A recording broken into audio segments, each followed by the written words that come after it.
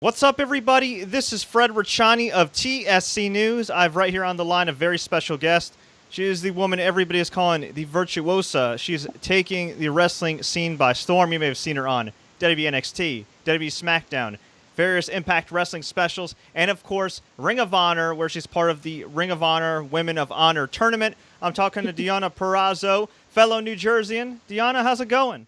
I'm good. How are you? Doing great. Now, first of all, before we get into your career, all the great momentum you have, I just want to say, as somebody that's also from New Jersey, I just want to personally thank you for not doing a stereotypical New Jersey gimmick. Seriously, no problem. That was like my biggest fear when I started wrestling, was I was going to have to be like Jersey Shore Italian, and I just didn't want to do that at all. Now, for the record, you are actually Italian, and you are actually from New Jersey, so you're not a poser. Yes, no, I am actually Italian and from New Jersey, not from Staten Island. So When you got started, did anybody try to pitch that idea to you? Because at the time you broke in, I think that was around the time where another former guest at TSC, Robbie E., was doing the gimmick, and he was pretty successful at it. There were several other people doing kind of like that whole Jersey Shore thing. And did anybody come up to you and say, "Hey, Deonna, why don't you join my stable and let's hop on this Jersey Shore bandwagon"? luckily not, because Robbie E. is one of the people that were around me when I had first started training quite a bit. So I couldn't do that, but people were very adamant about just be you and be Italian and be your character. And it took me a really long time to just embrace that and accept that that's who I am and that's who I'm going to be. But at first, no. Yeah, and for you've had a lot of momentum these last few years, and obviously you've busted your butt to get where you're at, put in a lot of hard work, but you're still relatively young in the business, and you've been pretty much everywhere. I mean, like I said at the top of the show, NXT, SmackDown, Impact Wrestling. Of course, you've been a cornerstone of the ROH women's division, and now they are finally getting set to crown the inaugural ROH Women of Honor champion. What's it like to put in all that work, to be somebody that's been beating that drum for so long, being an outspoken person and say, hey, we want opportunities, and to finally get it right now? It's really exciting because not even just in the last 5 years that I've been wrestling have I worked for these opportunities, but in a way, I was a little girl that wanted to do this, and I saw, at 9 and 10 and 11 years old, how women were treated in wrestling. So I always had this picture in my head and envisioned women's wrestling being the way it is today and getting these opportunities and being seen as serious competitors and true athletes. So to see this kind of evolution, as they say, of how women have come to rise in the last few years is really incredible, because it didn't start with me at 18 when I started wrestling. It started in this little girl that was 9 years old. How much of a difference is there from you starting at 19 to now in terms of how women have been perceived? Because even just a few years ago, some women were still looked at as eye candy, booked as valets, didn't get a lot of time in the card. Now they're the main attraction. Now, for example, Tennille Dashwood, who just joined ROH, she's headlining shows, she's doing her thing. I mean, she's the main event. I mean, has there been a big change since you first started? Yeah, I mean, I feel like everyone's go-to is to talk about, WWE and, their women's revolution, but it's really changed on the independent scene as well. I mean, you see so many all-women independent wrestling companies popping up all over the country.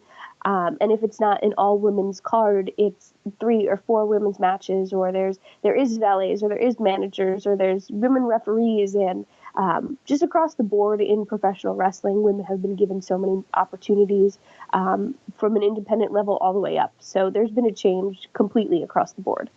Would you attribute that to the early days of NXT with Paige and Tennille, or would you go back further in that? When did you start seeing the change? Was there somebody or some promotion or some movement in particular that you noticed being a wrestler that kind of helped drive the change in the right way? I mean, I tend to say that I don't even know if it started in professional wrestling. I think having strong women athletes all over the world who have been working for women's equality and, women to be more than just, the sideshow or the afterthought, that really sparked this whole women's movement in the last few years. It hasn't just been professional wrestling. It's been women in sports and women's athletes all over the world. Who drew you into professional wrestling back in the day? You can't quote me on who exactly it was, but I think Stone Cold Steve Austin hit maybe Chris Jericho over the head with a chair, and that was the first moment that I can remember being like, "Holy crap, what is this?" And it just hooked me. I needed to know like every single thing about whatever this crazy thing that I just saw was. And once I got to see the women do it, and I got to see Trish and Lita and Victoria and Jacqueline and these just strong, powerful women do this intense thing, I knew that one day if I did it, I could do it too. So Trish Stratus has always been like my little inspiration for being a women's wrestler. And she looked awesome in that Women's Royal Rumble match. I mean, I know she's still great, but I mean, seriously, she didn't miss a beat. Absolutely not. And she literally is more beautiful today than she was the last time she was in a wrestling ring. Like, I don't know what she does or how she does it, but she just keeps getting better. She's definitely on that reverse aging plan. Absolutely. Who got you started in professional wrestling? Because from what I understand, you did train under our mutual friend Rip Rogers, who's the man. So I started at a place called D2W, and it was right out of Wharton, New Jersey, which was about 20 minutes from where I grew up. So I drove past the place that they run shows every month, and I saw like a big banner on the VFW, and that it said like Pro Wrestling Live every month. And for some reason, D2W stuck with me. And when I got home, I researched it and I saw they had a wrestling school. So, a few weeks later, I went and I signed up. And Damian Adams is actually my trainer. He still is today. And he kind of set me up to, not only just learn professional wrestling, but be successful at it. Which is great. And how did you, going from New Jersey, end up in Louisville, Kentucky under Rip Rogers? A man, for those that don't know, is not only a pro wrestling veteran, very well respected in the ring, but a guy that also mentored the likes of Brock Lesnar, John Cena, CM Punk, and Randy Orton. Yeah, Damian actually is an OVW alumni, so we would take trips with other students or just him and I and go down to OVW and take extra sessions with Rip and kind of use it as a vacation, but also to do OVW house shows and OVW TV and just kind of get that whole experience. When you first told your family and friends, hey, I think I'm really going to try doing this professional wrestling thing, their initial reaction was? Well, I didn't tell anyone. Everyone knew that I had wanted to be a professional wrestler. And, it's like a weird thing. And, like I was a cheerleader and I was a gymnast, and it was kind of like, no, you're going to go to college and you're going to do the college thing. And I tried that. But I think people just thought it was a phase that I was going through, and eventually like I'd grow out of it, and I just never did. So when I did sign up for wrestling school, I didn't tell anyone, and I just went and I did it, and I came home and I was like, yeah, I'm going to be a wrestler. I told you. And I think my mom was more mad that I like signed this contract to pay all this money without her seeing it or knowing what I did. But now they're really supportive about it. Now, they say in wrestling, timing's everything, and you're somebody that's obviously very talented and hardworking, but I think you picked a pretty damn good time to get in the business, because these last few years, with the women's wrestling evolution, with the indies being so hot, I mean, I think it's a great time to be a talented pro wrestler outside of WWE. Can you attest to how hot the indies are right now? Because you're hearing from so many guys and girls that are able to make a living outside of WWE and these other big promotions. Yeah, I mean, if you look around and see, even if you're watching WWE TV, like if I turned on Raw right now, you could look, to the audience that is at Hard Cam, and you could see Bullet Club shirts and Villain Club shirts and Joey Ryan shirts, and all these people have shirts and pro wrestling, their pro wrestling T-shirts in Hot Topic stores, and I think that there's been a transition in the last 2 years of where independent wrestling has found this ability to become mainstream and identify with not even just casual wrestling fans, but casual people. And I think that's super important. I think, that's how the Young Bucks and that's how Marty Scurll, that's how they make their money. It's through their merchandise sales, and it's through the roof right now. So it's incredible for people to be able to make a living independent wrestling and to be traveling the world and keep a schedule that a lot of these people do. I mean, I know just through personal experience with Marty, like he's never home, and when he is, he's jet lagged and he's sleeping, and then he's in an airplane again. So, for people to keep a schedule that some would say is harder than a WWE schedule is crazy just for independent wrestling. Oh, absolutely. But I got to say, what Marty and the Bullet Club guys are doing, and really just a lot of guys and girls on the independent scene right now and the respective promotions, I feel like they're really kind of taking advantage of the internet and streaming and everything. Kind of like similar to ROH. I mean, ROH, I know, just launched the Honor Club streaming service. But, Yeah. Before then, ROH was known for its DVDs, and they were better than anybody at kind of distributing those DVDs and getting that word of mouth and building up buzz for guys. And I feel like a lot of promotions right now are kind of at the forefront of that when it comes to streaming, which is why you hear about people like yourself and Marty Scurll and others. Yeah, I mean, I think that's just, evolution, and it's a byproduct of, the time we live in. But it's really, Damian had been wrestling for 16 years now, and he says that social media has changed the way people get booked on independent shows and the way people contact promoters to be booked. And it changed so much because if someone wants to know about me and they hear my name from someone, they could just YouTube me. And that wasn't a thing 10 years ago, 12 years ago. You had to put your video on a VHS and send it in a manila envelope and hope someone looked at it. So there's so much more access to wrestling today, through Twitter, through Instagram, through YouTube. It's at our fingertips. And I think, guys like the Young Bucks or Marty or Cody Rhodes and Joey Ryan, these people that are super successful in just independent wrestling right now, have found this niche using social media to access more people than just wrestling fans.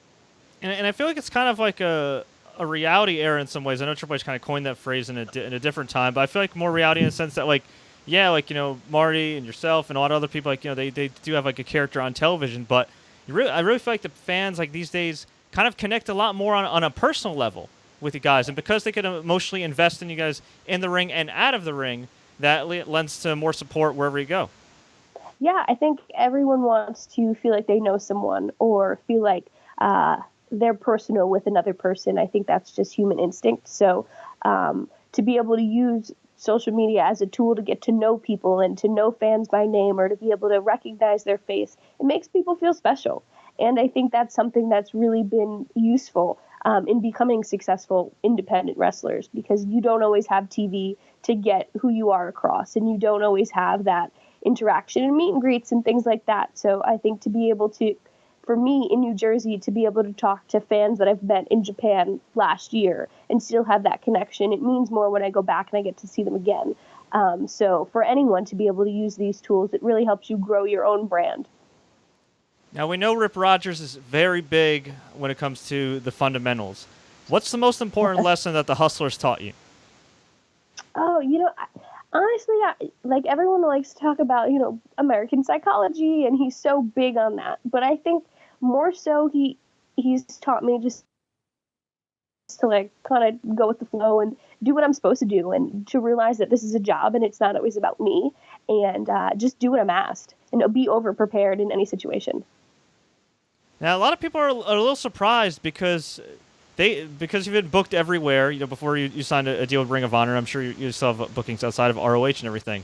A lot of people were surprised that you didn't end up in WWE or Impact. Was that kind of by choice in order to get more experience, or was it just at the time not meant to be? I just think at the time, like we talked about earlier, we said, timing is everything. And I just, when I was in NXT and when I did stuff with Impact, it just wasn't the right time for me. And I wasn't offered a contract. Through all the work that I did, I was just extra talent and enhancement talent. And I was okay. Looking back at it now, I'm okay with that because it wasn't my time. And I think that I was able to learn and I was able to grow from those experiences and become a better professional wrestler for it. But now I'm able to be at a place that I've always considered my home, and Ring of Honor allows me to be the wrestler I see myself as. I get to put myself in the forefront and do the job for me the way that I see fit. Where in these other companies, I was enhancement talent. I had to do the job how they saw fit. And through all those experiences, I've been able to create myself a little bit better. Yeah, and I think it helps too, right? Because you get a better grasp of who you are in the ring, your personality, and everything. So, knock on wood, you do end up, staying in Ring of Honor, rising up the ranks, or eventually going to WWE or wherever. You're going to be a lot more polished and well-rounded. Yeah, I mean, I'm a big proponent of you never stop learning, and I want to know everything about this that I could ever possibly know one day. So to be able to listen to Triple H speak on professional wrestling and get William Regal's opinion, or pick Johnny Saint's mind backstage, or then go to Impact and talk to Gail Kim and talk to Madison Rayne or Pat Kenny, and then go to Ring of Honor and talk to Delirious, who's completely different from all those people. I mean, you pick up things from each person you meet. So I've luckily been able to be surrounded by some of the best in the business for years. And I've experienced a lot in just a few years. So it's telling of the talent that I have, but also, what I've been able to experience. We asked a few fans if they had any questions, and evidently enough, we have a lot of fans that are Fluent and Purrazzo. You have some time for questions? Yeah, absolutely. All right. Right here from Scott Anderson. Who is your dream opponent, and have you faced her yet? I have not. My dream opponent would be Serena Deeb, but she just signed a contract to start training at the Performance Center, so I don't think that's ever going to happen, but if I had to have a dream opponent, it would be her. And I also think she's criminally underrated. A lot of people just know her from that brief WWE stint, but I mean, she's considered a legend on the independent scene. Yeah, I mean, when I first started training, that was who Rip compared me to, and that's who he always said I reminded him of. So I studied her, and I've gotten to meet her now, and we know each other, and she's just a 10 times more amazing person than she is a wrestler. So if I ever had to get in the ring with someone, I would love for it to be her. If not her, who else? Somebody that's not signed by WWE, that's not restricted. Is there anybody out there right now that you think there's a match you could make happen, realistically speaking, in 2018? I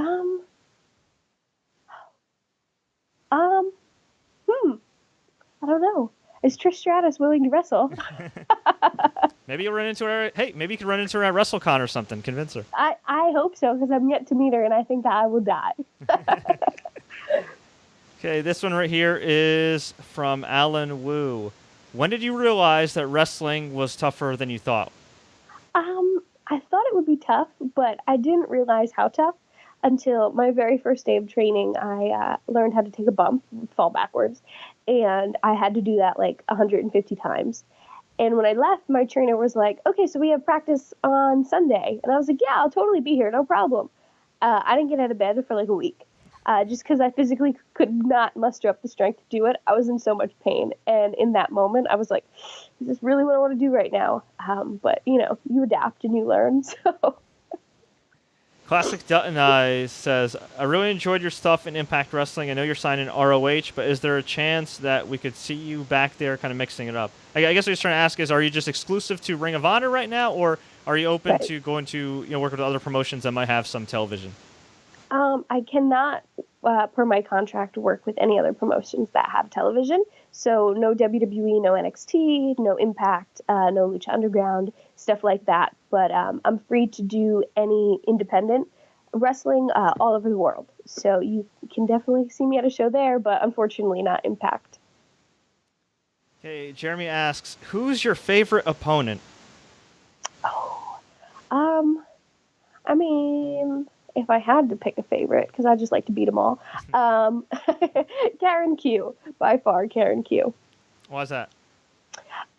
We trained together, and I think she's a fantastic wrestler. I think she's just getting started, and she's just someone that, as a person outside of wrestling, she's one of my best friends. We just click, and in the ring, we just are on the same page. We get each other, and it's just fun to be able to wrestle someone who has the same ideals in wrestling as you and sees wrestling the same way, but can match you toe-to-toe in anything that you do. And she's one of the people who always give me run for my money. That's a pretty good reason for her to be your favorite opponent, then. Okay, Ajane Totten asks, all right, this might be a little bit of a controversial one. What's your biggest pet peeve in professional wrestling? That's easy. I hate when wrestlers are in the ring and they're pulling at their gear. Get something that fits. When you get your gear made, send measurements that are correct, or go to someone to get the measurements done for you. I just think that's my biggest pet peeve, because instead of watching the move or how you sell it or what's next and the transition to it, I'm watching you pick your wedgie, and I don't want to see that. Yeah, I didn't expect that one. Hey, that's good advice for any wrestlers that are watching. You got some pretty badass gear. Who makes your gear? I have a guy out in California whose name is Manuel. He makes all my gear for me. He's fantastic. He does anything I ask. And I send him replicas of my clothes and I say, this is what fits me well, make this. And it always fits well. And if it doesn't, I send it back because, again, I just think it's distracting. I think it takes away from what we're doing, and we're putting our body at risk every time we get in the ring. So I want fans to get the most out of the damage that I'm doing to myself instead of looking at me pull my bra strap or whatever it is. I just think it takes away from the art of what we do. What do you think is your best performance up to this point? Like, is there a match that you had that just kind of clicked that you said, obviously you still want to learn, you're always learning, but is there one match where you just said to yourself afterwards backstage, like, man, I'm really starting to get this. It's starting to click for me. I think it wasn't even a match on a show. Rip Rogers came up in the summer of 2014, I believe it was, and NYWC did a seminar with him and Mike Mondo. And I had met Mike 5 minutes before, and Rip was like, okay, Mike, Deonna in the ring, you're going to do an hour Broadway. Go ahead, ring the bell. And the whole time I had no idea what I was doing. I was just listening to Mike, and it was on the fly, no planning before. I didn't even know half the things that he was telling me to do or how to do them. He was just doing them himself. And about 20 minutes in, I was like, if I just die right now, and that's just it, and the match is over and I don't have to do it, I just have to die. And you kind of get a second wind. And after that, I could kind of start to pick things apart and understand why we did what we did in the order that we did them and the old school American psychology behind it. So I think for me, that was probably the match that put everything into perspective for me. Ooh, this is also a really good one from Scott. What are your biggest pro wrestling do's and don'ts? I guess as a young wrestler, like what's something like you should definitely do, and what's something that you absolutely want to avoid doing to piss everybody off? Oh God, I don't know. Is there anything you witnessed firsthand? That you say that you've seen that you're like, oh man, like that person just doesn't get it. I mean, I guess it's like this is super cliche in wrestling, I guess, but like the biggest do or do not, so it kind of is both of them, is like you need to, when you're new in a place, you need to go up and introduce yourself and shake everyone's hand and just be respectful. I think that a lot of people don't necessarily always do that in situations that they should. And I know at places like Ring of Honor or WWE or Impact, that's expected of you. You're a guest in those people's homes and you have to respect that. So I think that's the biggest do, and then do that. Do not do that. Awesome. And where can fans find you online to keep up with everything? Yeah, everyone can follow me on Twitter at Deonna Purrazzo. That's the best way to get in contact with me. Great. Well, Deonna, I really do appreciate the time. It was fun chatting with you. It's great to see your progress these last few years, and I wish you the very best going forward. Oh, thank you so much.